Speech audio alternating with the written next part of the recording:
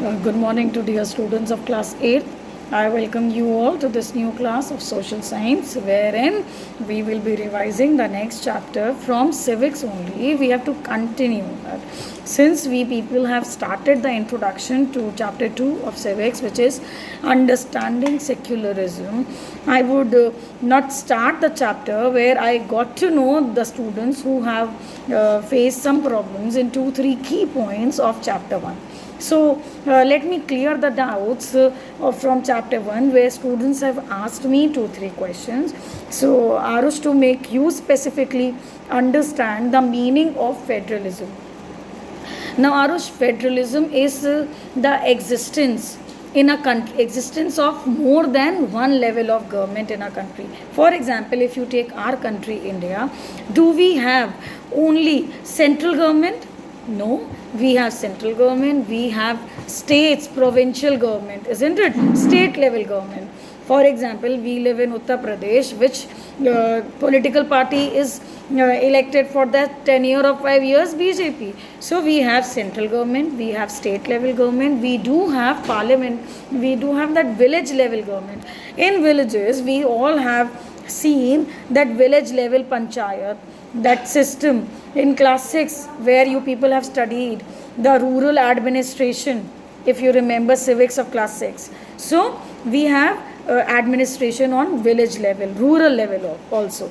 So when we have more than one form of government, mind it, when we have more than one form of government, that is known as federalism. So federalism is a key feature of Indian constitution.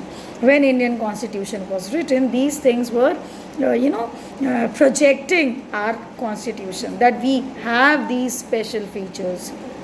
Now Arush, coming to the second question.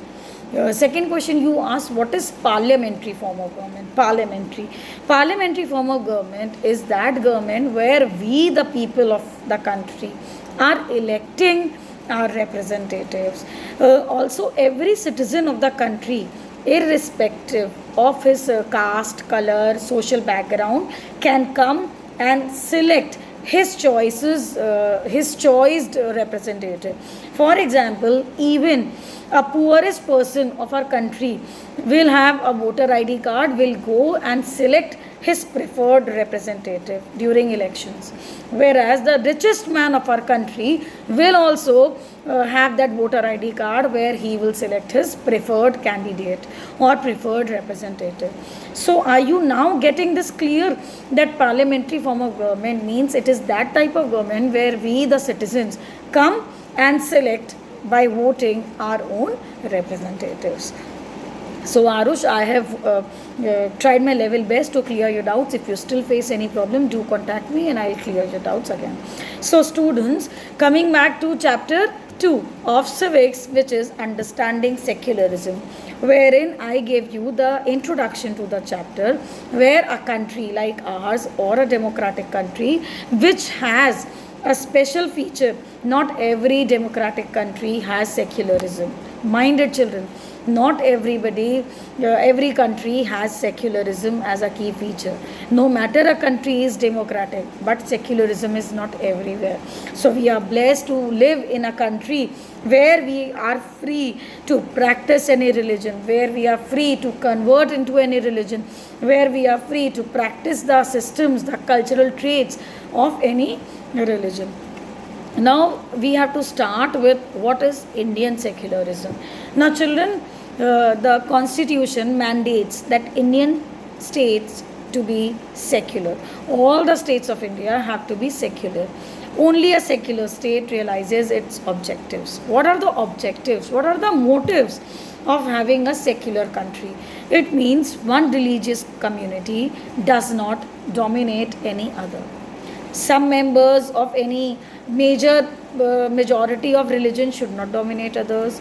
The state should not enforce, means the country or the government cannot force us to follow any particular religion. Following a religion is particularly our choice, right? So now we will see steps taken by the Indian state to protect secularism in India. How we are protecting this secularism, children. It uses a strategy of distancing itself from religion. In India, government spaces like courts, police stations, government schools, and offices are not supposed to display or promote any religion. So, all the government schools, all the government hospitals, all the police stations, all the courts will never highlight, will never advertise, will never have any poster related to any specific community or specific religion where we are promoting it. This is never done in our country. Second strategy is non-interference. This means that in order to respect the sentiments of any particular religion and not interfere with its religious practices. See, in our country, we are free to practice all religious activities or not. Durga Puja, we have pandals. Diwali, we celebrate, we do puja, we fire crackers, we burn crackers. For Bakrid, we have different celebration. For Eid, people go to Eidgah. So then, for different Mahavir Jayanti, we have different celebration. Then Guru Nanak Jayanti, we have different celebration. These are all examples. So this shows that our country has been practicing secularism. Our government is not imposing any religion on us. The fourth strategy, the intervention of the state, can also be in the form of a support. For example, the Indian Constitution grants the right to religious communities to set up their own schools and colleges. It also gives them financial and non-preferential basis. Then, intervention means the help. Interference means coming into a situation. See, there is a lot of difference between the two words. Intervening or interfering. Interfering is when two people are talking, somebody else come and interferes into some situation. Intervene means coming and helping. So with government's help, we can have setup of different schools, institutions, and we can have different financial grants to these institutions or schools. So like all these strategies, children, we are protecting secularism in India so that we protect our country's secularism. So today we are going to stop on steps taken by Indian government to practice secularism. You people should go and read the chapter till here and read the chapter. A last portion which is left is in what way Indian secularism is different from other democratic countries. That I will take up in the next class where we will be completing this chapter. So thank you all to everybody. See you all in the next class.